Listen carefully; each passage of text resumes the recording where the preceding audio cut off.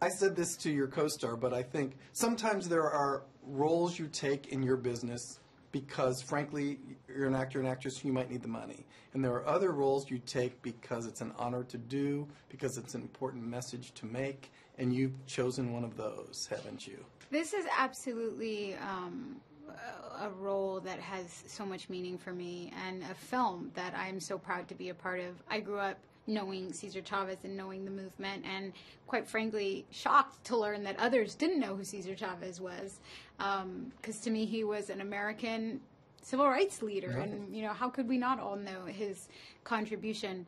But I was psyched to know that the movie was being made, and that Diego was the visionary for it, because I think he's incredibly talented as an actor and a director, and I love that his intention was to really humanize the icon and the hero, and to make him just a person, because I think that's an incredibly inspiring message for the rest of us mere mortals, that you're not born a hero. We all make sacrifices to achieve change.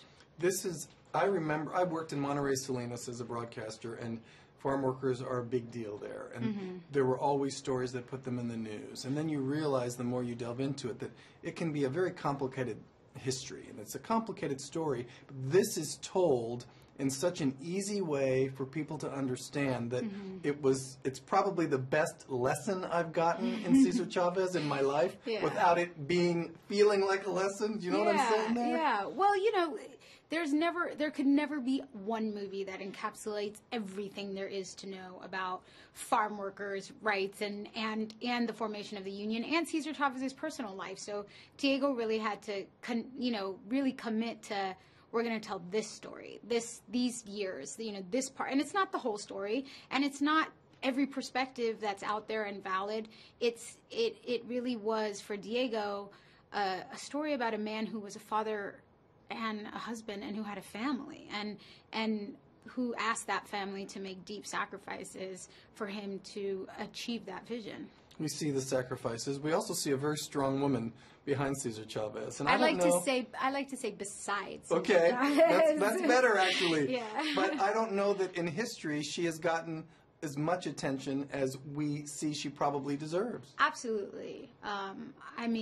Another very strong woman that could not go unnoticed in this movement is Dolores Huerta, who is in her 80s and still traveling the country and the world on behalf of farm workers' rights. She is an incredible icon and deserves a whole 10 movies of her own for her legacy. But Helen, Helen's connection to this cause was not just about supporting Cesar. She was working on the field since she was 7 years old.